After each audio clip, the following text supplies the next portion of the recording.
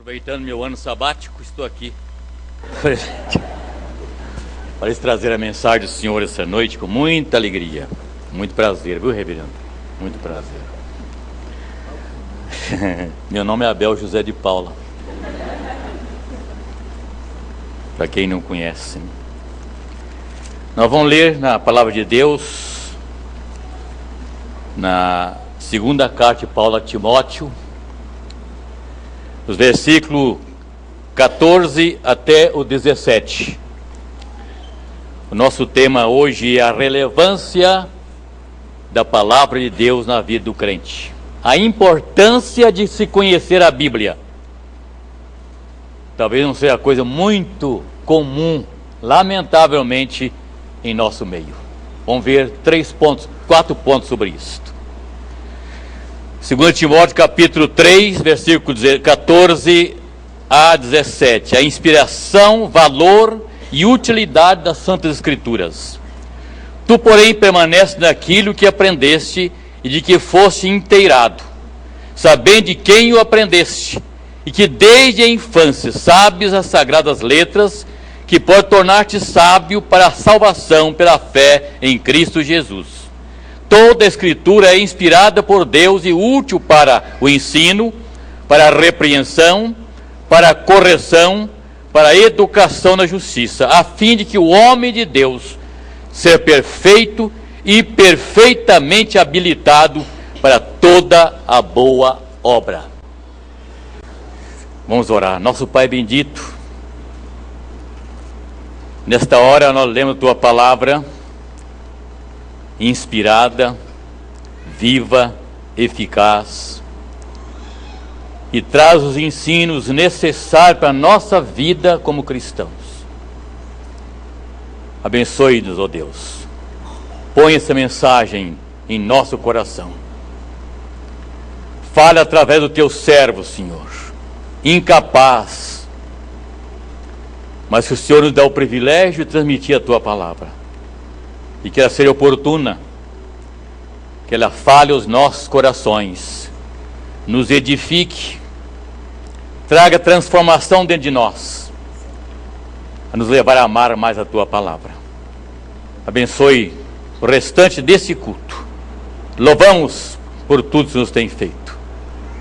Louvamos pela vida dos irmãos presentes, dos nossos irmãos internautas, que estão ouvindo das suas casas, e é uma pessoa muito especial hoje para mim, que está assistindo esse programa, que não pode estar aqui por enfermidade. Abençoe a todos, que a mensagem fale ao seu coração. Abençoe a todos, Senhor.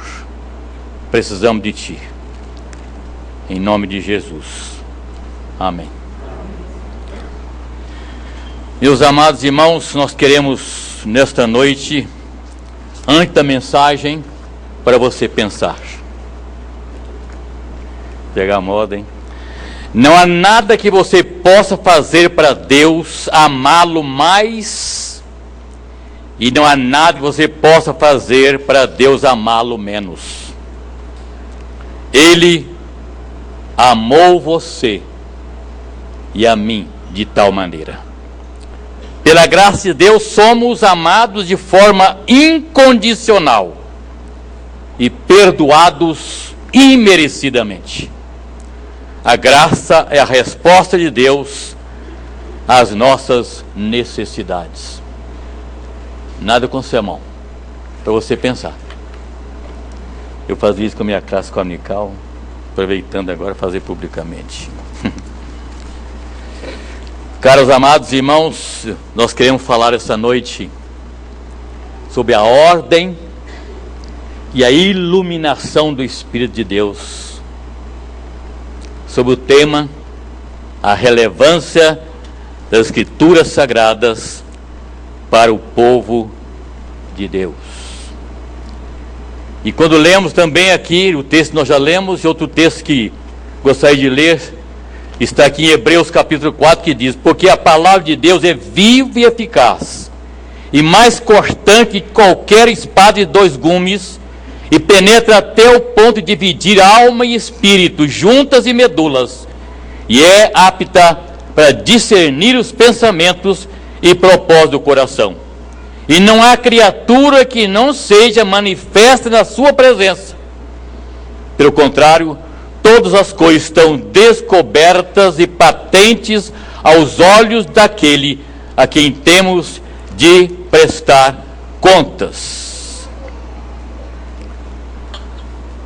Podia tocar o tema também para a importância de se conhecer a Bíblia.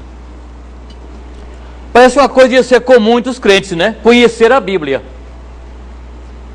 Mas eu estava lendo alguma coisa nesse sentido, e segundo o estudo promovido pela ABA Press e a Sociedade Bíblica Ibero-Americana, cerca de 50,68% dos pastores, dos pregadores, dos líderes evangélicos nunca leram a Bíblia por inteiro, pelo menos uma vez na vida.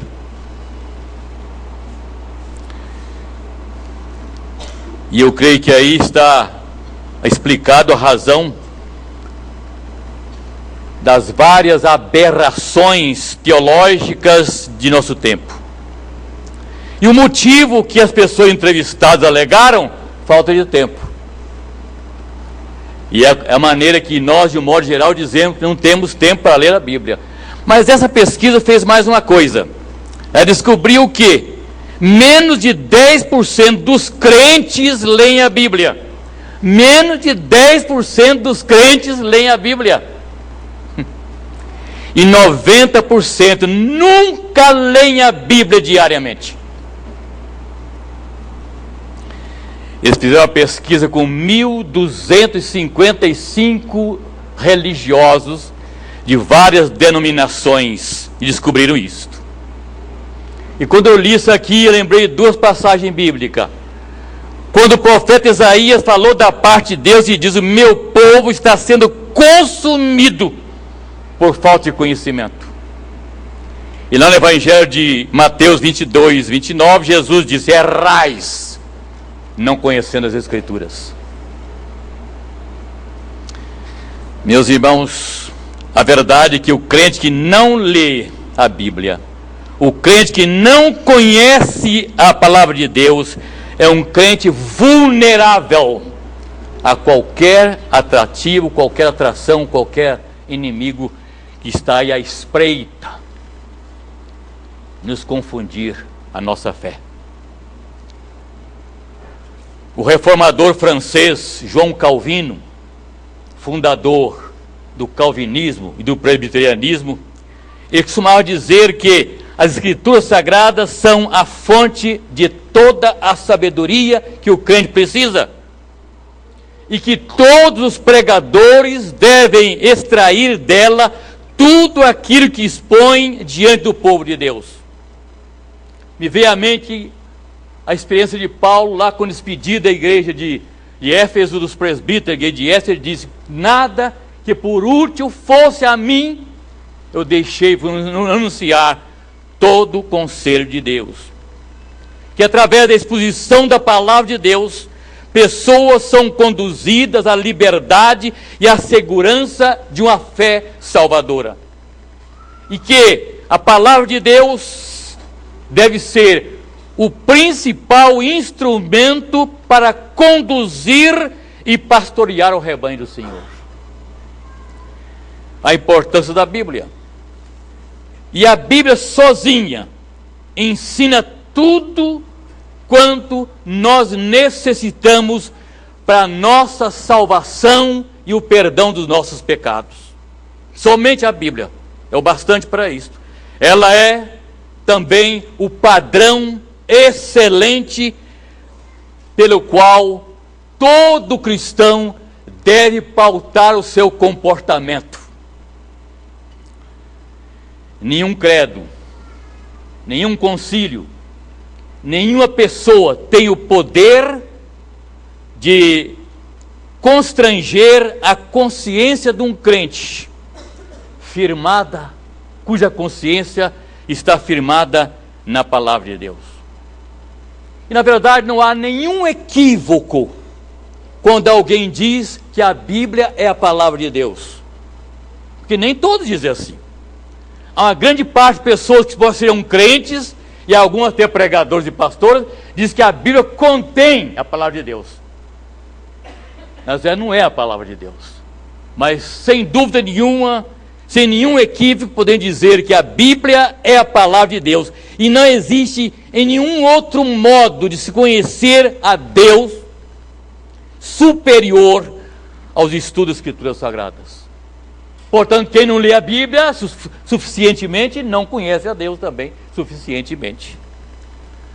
Não existe também nenhuma força superior, nenhum ensino superior que possa ser usado para nós o conhecermos mais a Deus. Nenhuma outra fonte de informação sobre Deus mais preciosa, mais acurada, mais compreensiva do que a palavra de Deus. Então muita gente está perdendo muita coisa, não? Por não amar e não obedecer a palavra do Senhor.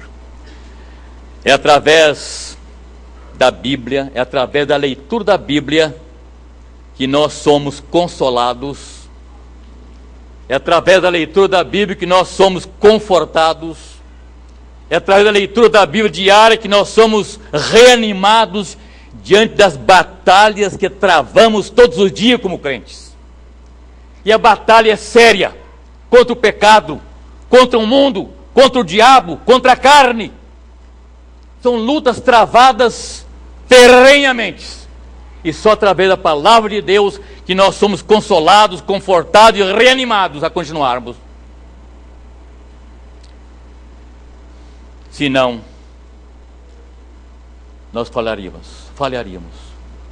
É mediante a palavra de Deus, a leitura da Bíblia, que a esperança brota em nossa alma, que o coração se enche de fé, que a vida é transbordante da maravilhosa e imensurável amor de Deus para conosco.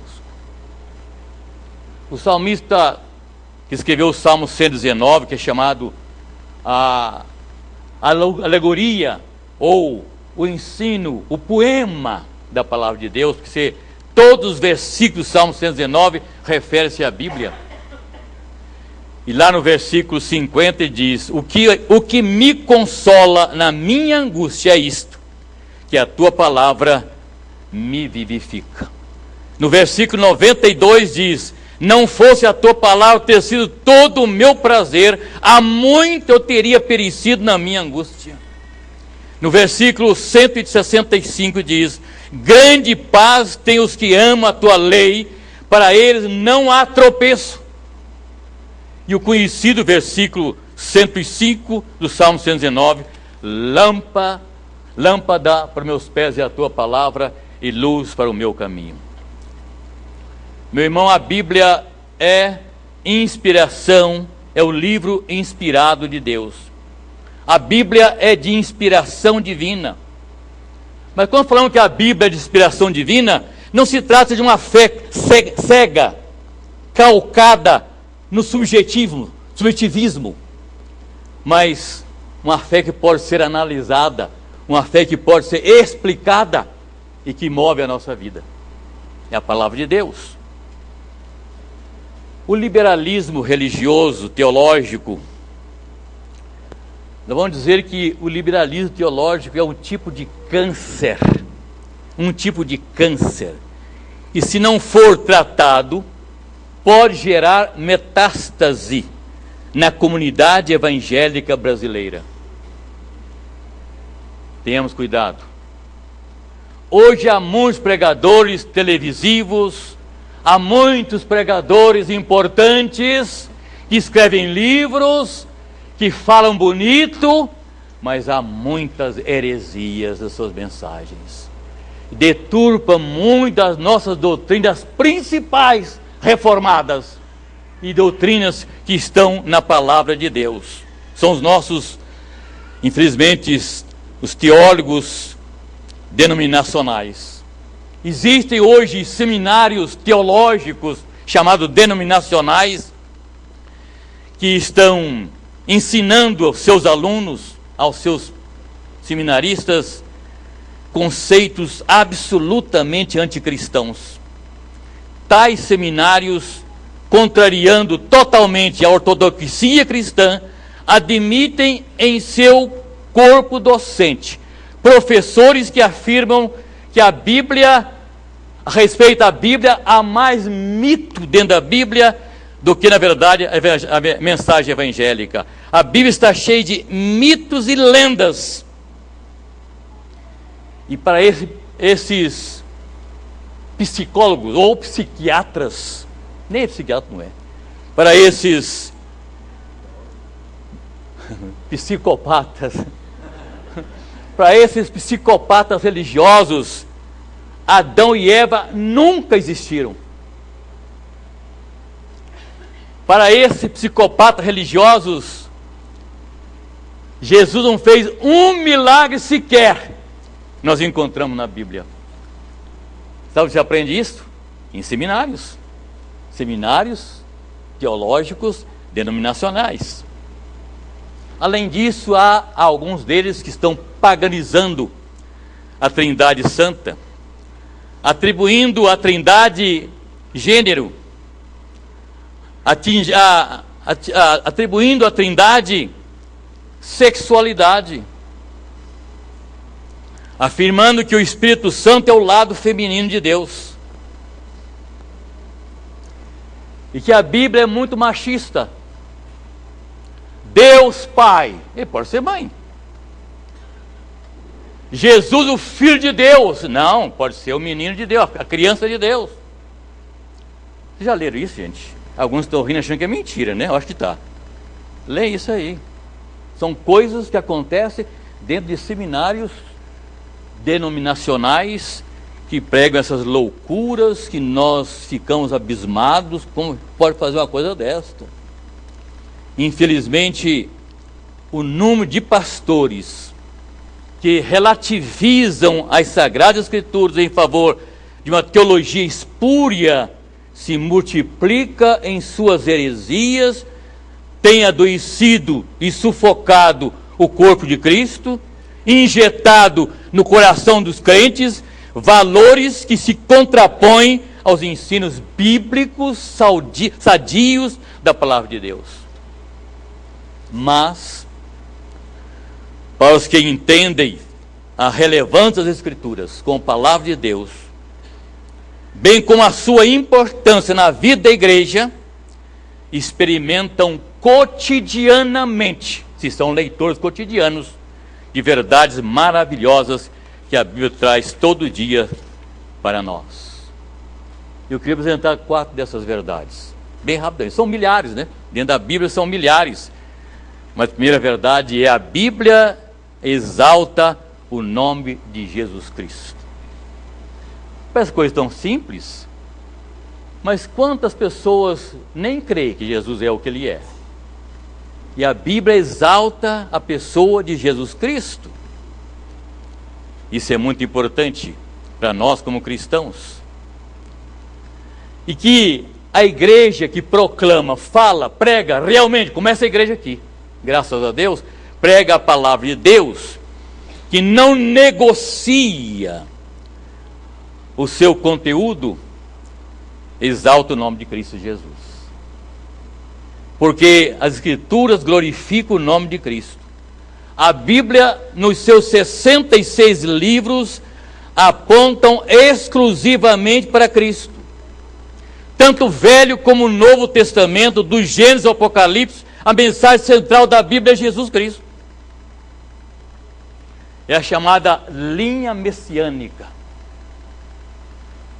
que corta a Bíblia do Gênesis ao Apocalipse, falando de Jesus Cristo, nosso Salvador. A Bíblia nos ensina que Jesus é o verdadeiro Deus, que através de Cristo o universo foi criado. No princípio era o Verbo estava com Deus, o Verbo era Deus, Ele está no princípio com Deus, todas as coisas foram feitas por Ele, sem Ele nada do que foi feito se fez. Lá está o Jesus na criação do mundo, que por amor aos eleitos de Deus, que por amor a nós, ele assumiu, esvaziou-se a si mesmo, tomando a forma de homem. E como homem entregou-se na cruz. João 1,14. O Verbo se fez carne e habitou entre nós, cheio de graça e de verdade, e vimos a sua glória, glória do unigênito do Pai. Ele é o Alfa, ele é o Ômega. Ele é o primeiro, ele é o último. Ele é o princípio, ele é o fim. Ele é o herdeiro de todas as coisas. É o único soberano, Rei dos reis, Senhor dos senhores. Rei das nações. A palavra de Deus, quando é pregada com sinceridade e com verdade, ela enaltece o nome de Cristo Jesus. Promove transformações nos corações dos pecadores. E reconhece que Cristo morreu na cruz por nós. Uma das coisas mais importantes que nós temos que entender é isto. Outra verdade que a Bíblia revela-nos, quando a lemos e mostra a sua relevância, em segundo lugar, é o reconhecimento da miserabilidade humana. Da falibilidade humana. Quando a Bíblia é pregada, a miserabilidade humana é exposta, é revelada.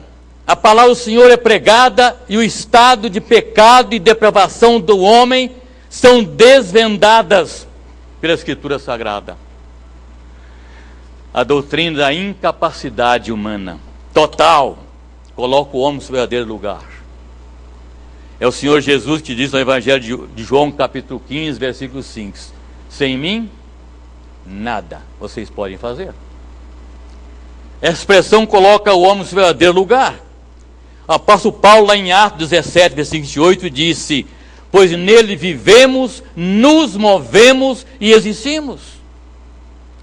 Eu já falei algumas vezes aqui, não há um gesto nosso que não seja por Deus. Não há um gesto nosso que é voluntário nosso, que é automático, até o piscar os nossos olhos. Em Ti nós vivemos, nos movemos e existimos. O que sobra para nós? Nada. A incapacidade do homem, a sua incapacidade como ser humano diante da grandeza de Deus, também revela-se na palavra de Deus. Tiago, no capítulo 4, versículo 6, diz: Deus resiste aos soberbos, mas dá graça aos humildes. A palavra humildade, ela vem de uma palavra grega, que significa uma pessoa que não tem absolutamente nada. A pessoa é tão pobre que só lhe resta estender a mão e esperar que alguém lhe exerça misericórdia. Que Deus tem tudo, nós não temos nada. Deus é tudo, nós não somos nada. Há muita gente que gosta de dizer o seguinte: eu sou dono de mim mesmo. Outros dizem: eu sou dono do meu nariz. Não, a Bíblia diz que não. Vós não sois de vós mesmos, porque vós fostes comprado por um bom preço. Você não pertence a você mesmo, nada pertence a você. A doutrina da incapacidade total reconhece Deus como única fonte de graça. E a doutrina da incapacidade total comunica que nós somos tão pecadores que merecíamos a eternidade no inferno. Portanto, qualquer situação de sofrimento pela qual tenhamos que passar não poderá ser pior do que a eternidade sem Deus no inferno. E só por isso traz um consolo espiritual ao coração do crente. Na verdade, a Bíblia afirma: todos pecaram e carecem da glória de Deus. Todos pecaram e estão destituídos da glória de Deus. Romanos 3, 23. A palavra de Deus confronta o homem com os seus pecados. A palavra de Deus confronta-nos com os nossos pecados. Por isso nós, os pregadores, temos a missão importante, goste ou não goste, nós temos que confrontar os nossos ouvintes sempre com os seus pecados. Do contrário, estaremos amaciando o ego dos pecadores que vêm e nos ouvem e não são confrontados com os seus pecados. E vão para casa como se nunca tivesse pecado e continuam pecando da mesma maneira. Nós temos como dever cristão, os pregadores, todos que pastores e pregadores, confrontar o seu auditório com os seus pecados. Para que leve o cristão a pensar um pouco na sua grande responsabilidade. Os nossos pecados nos humilham diante de Deus, revelando o seu verdadeiro estado espiritual. Por isso Paulo, vendo isso, ele disse: miserável homem que sou, quem me livrará do corpo desta morte?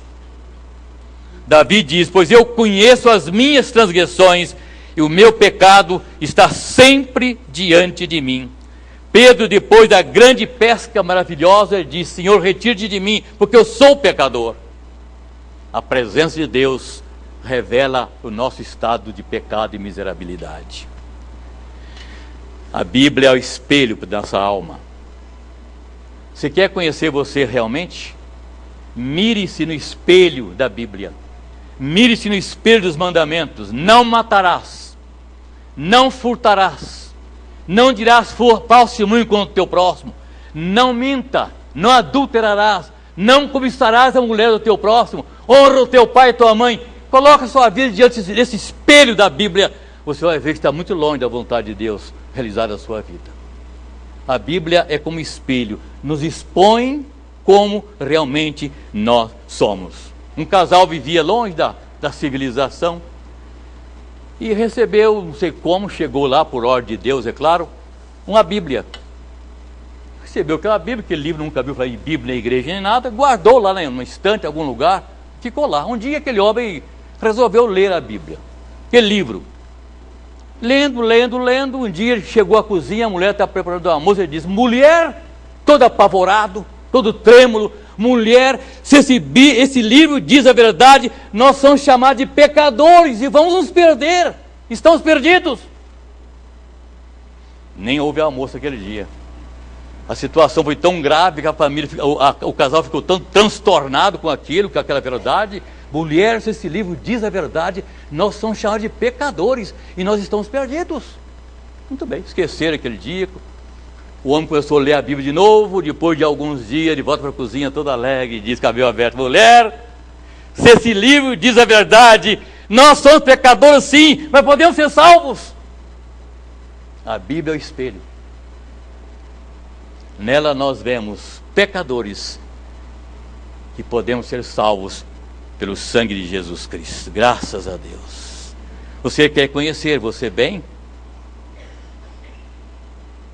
Se você é hipócrita ou não? Se você é cristão ou não? Mire-se nos ensinos da Bíblia. Mire-se nos mandamentos. O ensino bíblico é de que não existe um homem neste planeta que possa considerar-se justo pelos seus próprios méritos. A Bíblia diz que todos pecaram e estão destituídos da glória de Deus. O salário do pecado é a morte. O pecado nos separa de Deus. O profeta Isaías, no seu livro, no capítulo 59, versículos de 1 a 3, diz: eis que a mão do Senhor não está encolhida para não poder nos salvar, e nem os seus ouvidos surdos para não poder nos ouvir, mas os nossos pecados fazem divisão entre nós e o nosso Deus. O pecado separa o homem de Deus. O salário do pecado é a morte. A natureza humana é essencialmente depravada. A natureza humana é essencialmente depravada e pecadora. Todo o nosso ser é pecador. Nossa mente, nossas emoções, nossos desejos, até mesmo a nossa constituição física está corrompida, está controlada, está desfigurada pelo pecado e seus efeitos danosos. Ninguém escapa do veredito: sou totalmente depravado. Dói, mas é a realidade. Depravação total. Paulo dizia: nada de bom se acha em mim. Ele disse mais: vós estáis mortos nos vossos delitos e pecados. O terceiro ponto da nossa mensagem trata da verdade que a Bíblia nos revela quando a lemos, que demonstra sua relevância para a igreja, para a nossa vida. Nos apresenta a salvação dos eleitos e a condenação dos ímpios. Você vai escolher essa noite em que lado você está. Ela nos fala da salvação dos eleitos e a condenação dos ímpios. Lá em Romanos capítulo 9, versículo 11 em diante, quando a Bíblia Paulo fala a respeito de Rebeca, de Esaú e Jacó, ela diz o seguinte: ainda não eram os gêmeos nascidos, nem tinham praticado bem ou mal, para que o propósito de Deus quanto à eleição prevalecesse, não por obras, mas por aquele que chama. Já fora disto, ela, Rebeca, o mais velho será servo do mais moço. Como está escrito: amei Jacó, porém me aborreci de Esaú. Que diremos, pois, a injustiça da parte de Deus? De modo nenhum. Pois ele diz a Moisés: terei misericórdia de quem prouver ter misericórdia, e compadecer-me-ei de quem eu quiser compadecer. Assim, pois, não depende de quem quer ou de quem não quer, ou de quem corra ou quem não corra, mas de quem eu usar de misericórdia. Logo tem misericórdia, logo tem ele misericórdia de quem quer, e também endurecer quem ele lhe compraz. E aí? Não é assunto nosso. Estou pregando isso, não sei como determinei isso, não sei qual falar para vocês isso, nem para mim mesmo. Mas essa é a verdade. A pregação das Escrituras Sagradas desconstrói todo o conceito humano de religião. Quando a Bíblia é pregada e suas doutrinas proclamadas com autoridade e poder, é possível entender, meus amados irmãos, o eterno e maravilhoso amor de Cristo em morrer na cruz do Calvário pelos nossos pecados, pelos eleitos de Deus. Morrer na cruz do Calvário, não por todos, mas pelos eleitos de Deus. A Bíblia, então, nos fala categoricamente, nos ensina categoricamente, que na eternidade, antes de tudo ser criado, Deus escolheu soberanamente, por sua própria vontade, alguns pecadores para a salvação. Não havia ninguém ainda. Não havia nenhum homem criado. Não havia nenhum pecador. Mas antes da criação do mundo, Deus havia escolhido alguns pecadores para serem salvos. Aqui mesmo em Romanos diz isto. Veja aqui. Porque aos que de antemão conheceu, também os predestinou para serem conforme a imagem de seu Filho, a fim de que ele seja o primogênito de muitos irmãos. E aos que predestinou, a esse também justificou, chamou, e os chamou, justificou, aos que justificou, santificou, aos que santificou, glorificou. Quando? Antes da fundação do mundo. Deus tinha o seu nome no seu coração, antes que o mundo fosse criado. Antes que o mundo fosse criado. Também na carta de Paulo aos Efésios, nós encontramos também, no capítulo 1 de Efésios, versículos 3 a 5, diz: bendito Deus e Pai de nosso Senhor Jesus Cristo, que nos tem abençoado com toda a sorte de bênçãos espirituais nas regiões celestiais em Cristo, assim como nos escolheu nele antes da fundação do mundo, para sermos santos e irrepreensíveis perante ele, e em amor nos predestinou para ele, para a adoção de filhos por meio de Jesus Cristo, segundo o beneplácito de sua vontade. Então nós entendemos aqui, meus irmãos, que segundo a Escritura Sagrada, antes da criação de todas as coisas que estão aí, antes de Deus sair da eternidade e dizer, haja luz e houve luz, Deus já tinha escolhido para a salvação. Antes está registrado, no princípio criou Deus o céu e a terra. Antes disso, Deus já tinha escolhido você para a salvação. Você entende isto? Nem eu. Mas é a palavra de Deus. A Bíblia fala da salvação do justo, do homem separado por Deus para a obra do Senhor.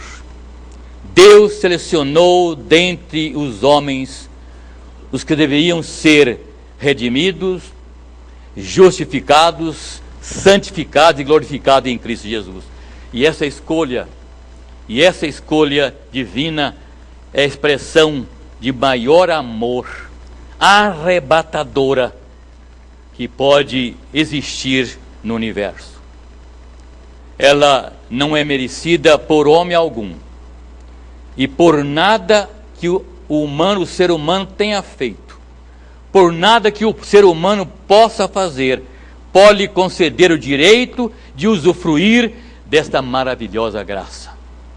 Pela graça sois salvos, por meio da fé. Isso não vem de vós, é dom de Deus, não vem de obras para que ninguém se glorie. E no mesmo carta de Paulo aos Efésios, capítulo 2, 4 e 5, ele diz, Deus sendo rico em misericórdia, por causa do grande amor que nos amou, nos deu vida em Cristo Jesus, salvando-nos da ira vindoura. Quando nós lemos lá o Salmo de número 8, versículo 4 e 5, o salmista diz o seguinte, quando contemplo os teus céus, quando contemplo as tuas obras, quando contemplo tudo que o Senhor fez, que é o homem mortal, para que dele se lembre. O que o salmista está aqui dizer é o seguinte, saber que um vil pecador, tal qual eu sou e você é, foi eleito antes da fundação do mundo para a salvação, deve produzir em meu coração um quebrantamento que me leve a uma humilhação diária diante de Deus. A doutrina da eleição não é motivo de orgulho para aquele que é eleito. Ao contrário, o reduz a nada. Esse fato não nos reduz a nada. Nada de que vangloriarmos, nada a alcançar, nada a que apegar-se, nada a oferecer, nada a reivindicar, nada a contribuir. A eleição incondicional destrói os últimos vestígios de orgulho no coração humano. A Bíblia não abre espaço para participação nossa nesse plano de Deus de salvação do mundo. Mas a Bíblia diz uma coisa interessante. O verdadeiro salvo nunca se perderá. Porque quem o guarda não é ele mesmo. Quem o guarda é Deus. O Senhor é quem te guarda. O Senhor é a tua sombra à tua direita. Mas, meu amado irmão, em contrapartida, a reprovação é o nome dado à eterna e imutável decisão de Deus em não redimir, em não salvar, em não justificar, em não santificar, em não glorificar aqueles que não chegaram a Ele, que nunca o aceitaram como seu Salvador, que também nunca receberam o dom da graça salvadora. Louvado seja Deus, que Ele nos elegeu incondicionalmente, antes da fundação do mundo, salvando-nos do pecado, dando-nos vida libertando-nos do poder do diabo e livrando-nos do juízo eterno. Todo aquele que o Pai me der virá a mim. Quem vier a mim, nunca o rejeitarei. Os irmãos sabem, meus irmãos, que a pior dor que se pode sentir é a dor da rejeição. E nós vivemos numa sociedade em que isso acontece conosco todos os dias. Nós somos rejeitados pela cor da nossa pele. Nós somos rejeitados pela nossa condição econômica. Nós somos rejeitados pela nosso grau de instrução. Nós somos rejeitados pela a instrução que nós temos, pela nossa idade. Somos rejeitados pelo sexo, pelo nosso sexo, pela nossa religião. Somos rejeitados pela nossa aparência física. E a rejeição produz dor, revolta, isolamento e até morte. Mas Jesus disse, Ele veio a este mundo para colher os rejeitados. E Ele disse, eu vim buscar e salvar o perdido. E o próprio Senhor Jesus, Ele conheceu na própria pele o que é ser rejeitado. E lá no capítulo 53 de Isaías, versículo 3, ele diz que foi o homem mais rejeitado de todos.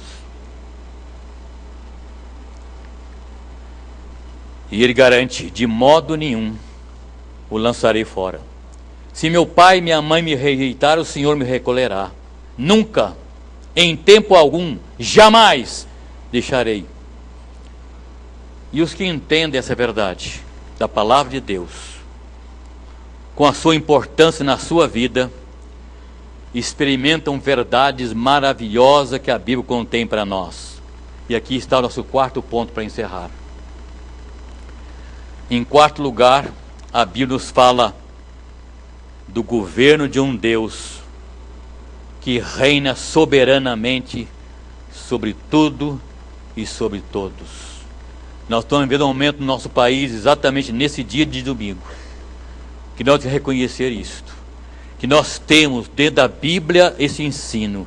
Ela nos fala de um Deus soberano, que sobre todas as coisas, que é soberanamente e sobre todas as coisas. Todas as doutrinas bíblicas, centenas de doutrinas bíblicas, têm a sua base na soberania de Deus. Se você não entender a soberania de Deus, não entende nada que Deus fez. Não entender a soberania de Deus, não entende nada que Deus está fazendo na sua vida. Todas as doutrinas bíblicas têm base na soberania de Deus. A visão de um Deus reinando no seu trono, repetida na Escritura várias vezes. Nós encontramos lá o profeta Micaías,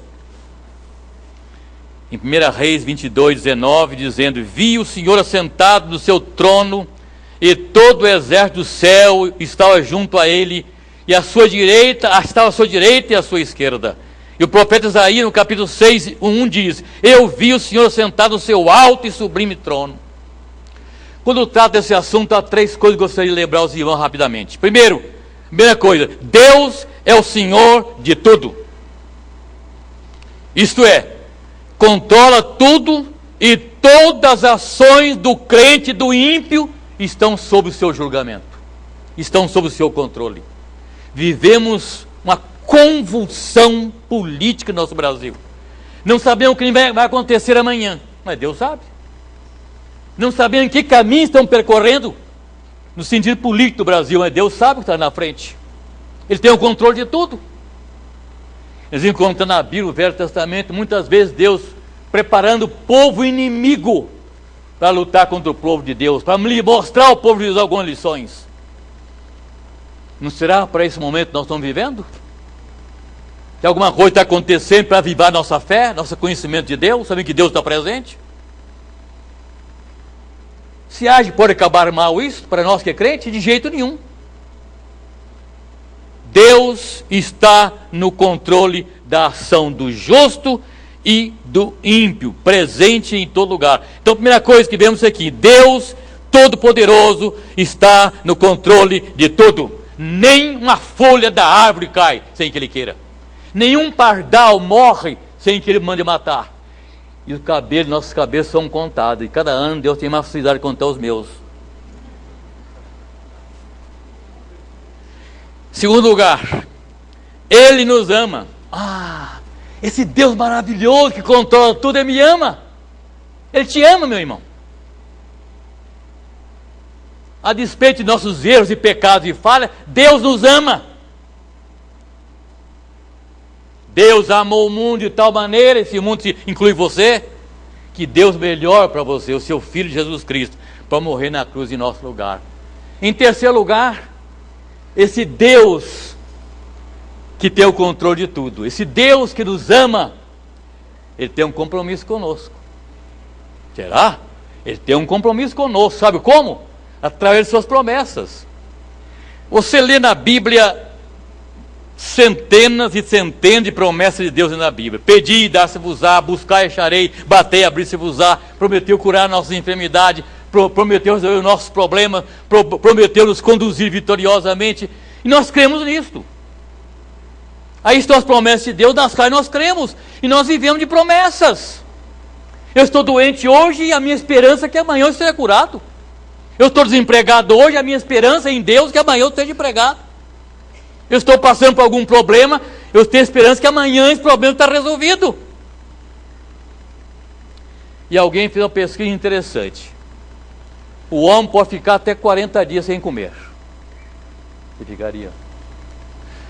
Mas a Bíblia fala de 3 pessoas. Primeiro é Jesus Cristo, 40 dias sem comer.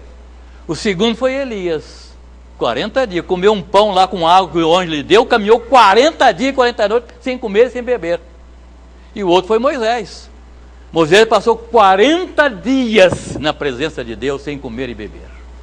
Eu não sei se você ficaria, mas já provou que você pode ficar até 40 dias sem comer. Você pode ficar até 8 dias sem beber água.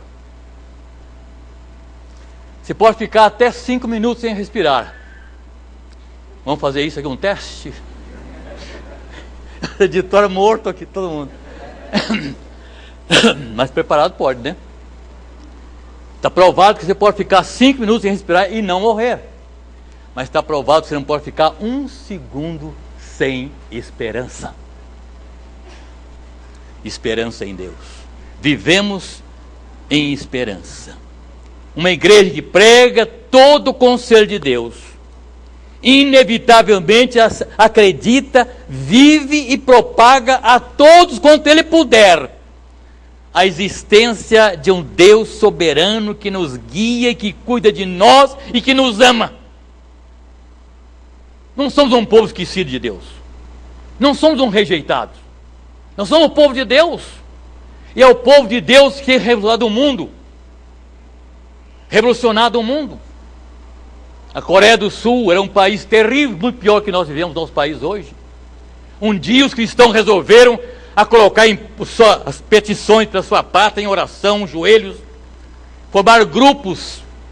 Tem grupo lá de 10.000 pessoas, reúnem todos os dias para orar. Hoje, a Coreia do Sul, estou falando isso porque um coreano falou comigo isso, a mensagem dele falou isso. Eu nunca fui lá, nem sei, mas é isso. Eles estão hoje, são consultados, os políticos vão consultar os pastores. O que fazer? Alguma coisa que não saibam, o que fazer para poder dirigir o país? Vamos chegar lá, meus irmãos. Talvez eu não veja nem vocês. Nossos netos, bisnetos, sei lá, se o Cristo não voltar antes, vamos ver isso no Brasil. Se nós, cada um aqui, pensar nisso. Temos um Deus poderoso que pode mudar tudo. Nós não podemos fazer nada disso.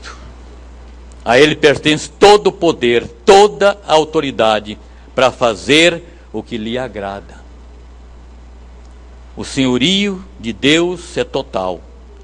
E nem mesmo o diabo pode deter seus propósitos e frustrar os seus planos. A Bíblia nos apresenta um Deus que reina soberanamente sobre tudo. Um Deus que vê tudo. Um Deus que conhece tudo. Um Deus que pode tudo. Um Deus cuja presença ninguém pode evitar. Deus é o único que conhece a única coisa em nós que ninguém conhece: pensamento. Ele conhece todos os nossos pensamentos. E quantas vezes dentro da igreja os nossos pensamentos não estão de conformidade com a vontade de Deus. Pecamos dentro da igreja. O pecado começa exatamente com o pensamento. Antes de qualquer ato praticado, o pecado começou no seu pensamento. E mesmo que você não realizou nada de errado, para Deus você já é pecador. O Senhor, o senhorio de Deus está sobre nós. Encerrando, meus irmãos,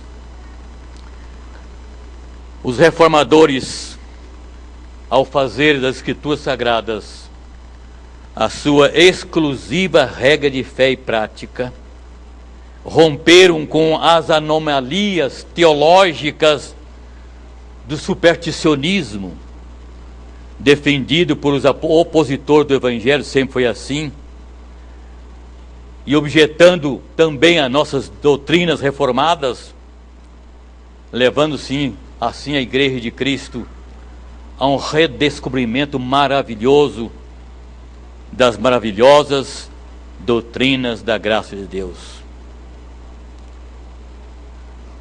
Podemos acreditar, meus amados irmãos, se pregarmos novamente as doutrinas bíblicas com sinceridade, haverá uma reforma extraordinária dentro da nossa igreja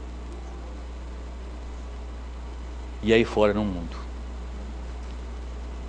Podemos crer e afirmar, sem a menor sombra de dúvida, que a Bíblia continua sendo a palavra infalível de Deus e que as Escrituras jamais poderão ser consideradas velhas ou ultrapassadas.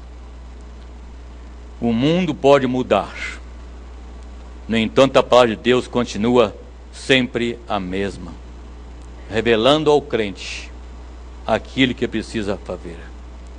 Então, como cristãos, nós podemos afirmar: a palavra de Deus durará para sempre. O apóstolo Pedro fala disso aqui, exatamente nesse texto, nesses versículos aqui. 1 Pedro capítulo 1, versículo 24. Toda a carne é como a erva, toda a sua glória como a flor da erva. Seca-se a erva, cai-se a flor.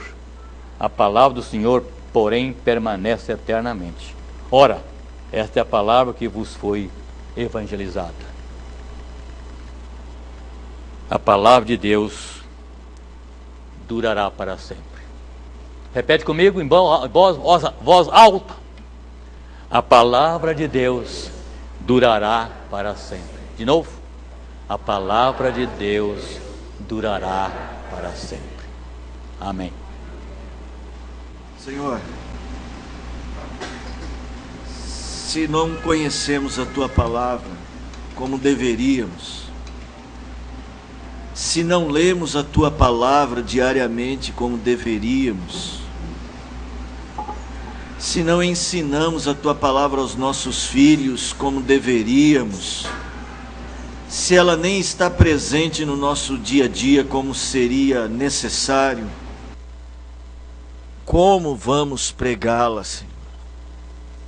Como vamos anunciá-la, Senhor? Repreenda o nosso pecado, Senhor. Muda a nossa maneira de lidar com estas coisas.